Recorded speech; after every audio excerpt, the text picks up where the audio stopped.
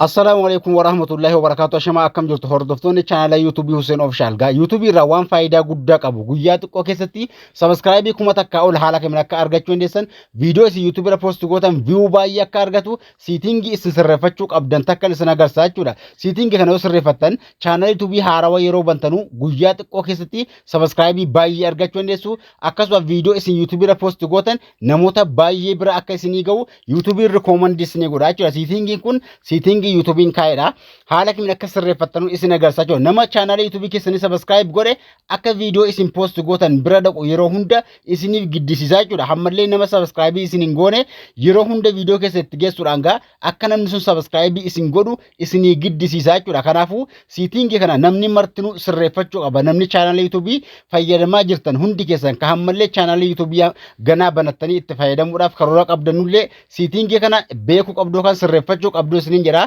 Kan sirreeffachuu namoota channel banate hunda ni fayyada.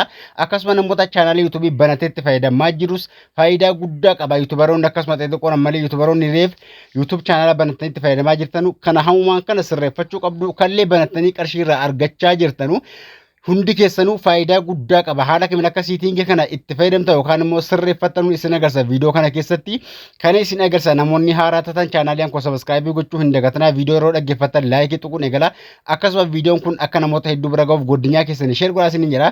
Kana sirreeffachuudhaaf bilbila keessarraa Google Chrome seentu gara Google Chrome yookaan internet browser itti fayyadamta seenu anga YouTube irra ni tuqxu achirraa yoo YouTube ni jira ni barreeffattu. YouTube channel achirraa yoo qabaattan irra gadtuquudhaan yeroo YouTube tuqxan tuqaa sadeen gubbaa tuquudhaan desktop site ni gootu. Tuqaa sadeen tuquudhaan namoonni bilbila fayyadamtan sanduuqaatti raayitii kennitu jechuudha. Nama bilbila fayyadamu hundi raayitii itti kennu hanga haala kanaan channel YouTube keessanii keessa gara YouTube studio deemna. Profile keessan tuquudhaan profile YouTube keessanii eega tuqxanii profile YouTube tuquudhaan YouTube studio ka jedhe irra gadi qabdu. YouTube studio irraa jechuudha.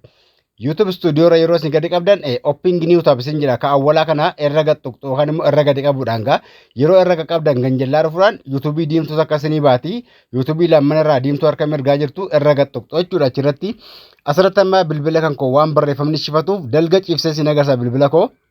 Barreeffamni waan isinitti mul'anneef dalga ciibseen akka barreeffamni isinitti mul'atutti isin agarsiisa. Eega achirra seentanii harka bitaarra ol xaa'uudhaan harka bitaarraa ol xaa'uudhaan channel customization mallattoo doolaara ka fakkaatu mallattoo qalamii kana ni barbaaddu. Irraa ol barbaaduudhaan channel customization jedhamti yeroo takka achirra ni tuqxu jechuudha. Channel customization jedhamti mallattoon suni asirratti profiilii fi home tab isinii ba'a. Inni guddaa isin sirreeffachuu qabdan home tabidha. Home tab jechuun YouTube irrattis haala kamiin akka inni namatti mul'atu isin agarsiisa. Hamma garuu home tab kan jedhu gubbaa kaawwachuudhaan home tab kun wantoota faayidaa guddaa qaban keessaa isa tokkodha jechuudha. Kun YouTube irratti viidiyoon keessan namoota biratti haala kamiin akka mul'atus isin agarsiisa. Asirratti add section ka jedhu kun daalachaa jira. Kutaa 12 qaba garuu amma waan itti guuteef daalachaa jira jechuudha. Irraa olee kana viidiyoowwan kan keessan naqatu playlist viidiyoo view guddaa qabu viidiyoo akkasuma shortii live stream yaaddi kan geessan viidiyoo filachuudhaan irra naquu dandeessu jechuudha. YouTube irratti haala kamiin akka nama biraatti mul'atu waliin ilaalla. Hamma kana haala kamiin keessin asirra kaawwan dandeessan. Ka awwalaa kun leewutii jala add section ka jedhu ni jira. Mallattoo harka mirgaa mallattoo ida'uu add section jedhama. Asirratti videoowwan namoota subscribe isin hin goone akka jarri subscribe isin godhanu video awwalaa kana ka asirra taa'u kana video bareedaa kana nama hawwatu ka thumbnail gaarii qabu ni filattu. Namoota channel keessan subscribe hin goone nama haarawaa jechuudha. Video nama hawwatu akka ni filattu asirratti jechuudha. Namni yeroo dhiqata maqaa keessan YouTube gubbaatti barreesse awwala video keessan isa kana argaa jechuudha.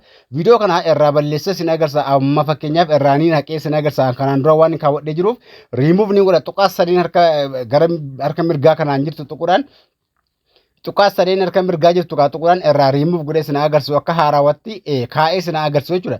Namni yeroo maqaa channel keessanii search godhe yookaan immoo channel yan keessan YouTube irratti argu awwala video kanatti dhaqaa jechuudha. Nama subscribe isin hin goone nama haarawatti jechuudha. Akka itti dhaqu video kana jechuudha. Video kana irraa haqee yeroo isin agarsiisu video lammataa ol dhufaa asirratti hamma isa awwala irraa haqe kana irra kaa'ee isin agarsiisa. Add section kaa'etti kaanii tuqxu harka mirgaa irra ka jirtu kan.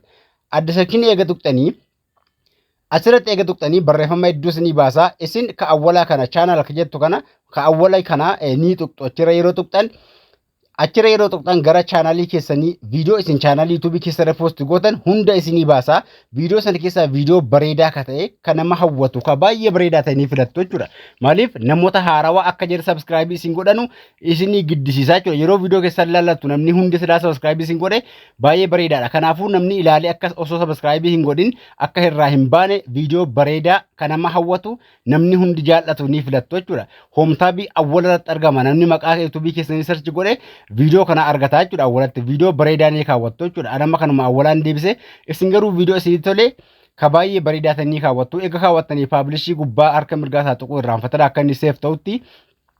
Inni lammataa ganjallaa jiru kun immoo inni ganjallaa jiru kun namoota chaanalii YouTube keessanii subscribe godhanii jiran. Inni kun nama subscribe isin godhanii jiru akka jarri video keessan daawwatan video addisii video haarawaa asirra kaawwattu jechuudha. Video baay'ee bareedaa ta'e.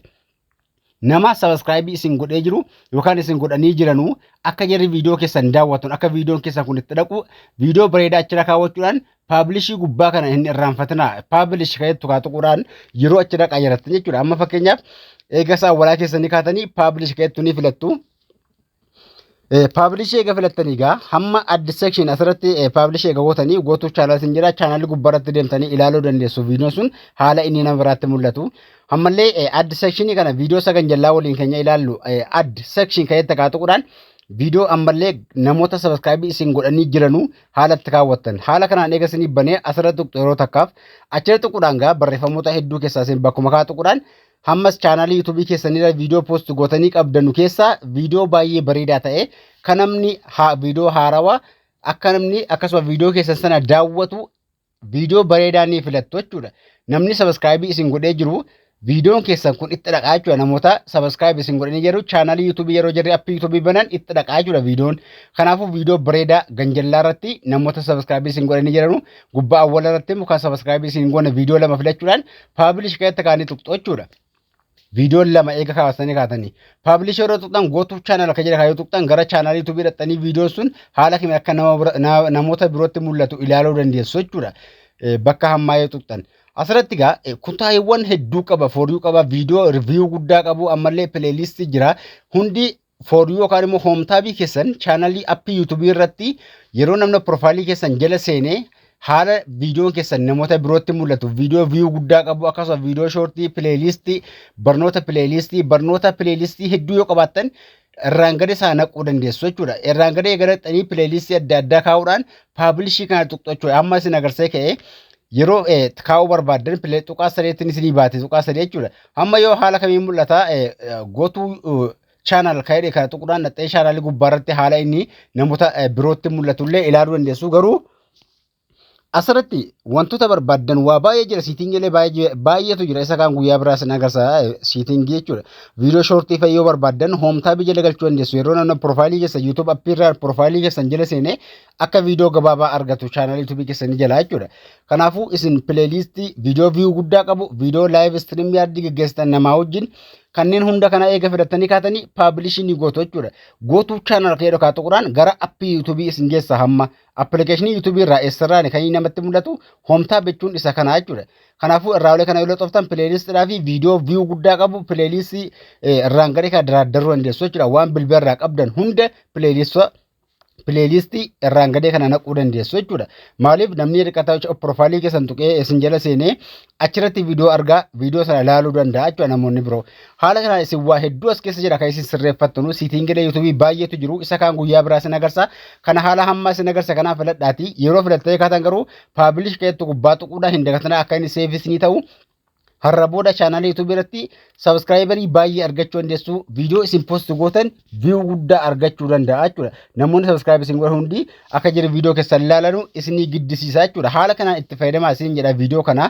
Haala kanaan itti fayyadamaa barnoota bilbilaa wal qabate TikTok, Facebook, YouTube irraa waan isin hin galle yoo jiraata komantiitti gaafadha. Akkasuma barnoota bifa viidiyooti isin dhiyeessaa komantiitti gaafii qabdan gaafadha isin jira. Channel YouTube keenya subscribe gochuu videoon kun akka namoota hedduu bira gahuuf like fi share gochuu hin dagatinaa isin jira. Barnoota taanuu hanga walitti deemnutti nagaan tura.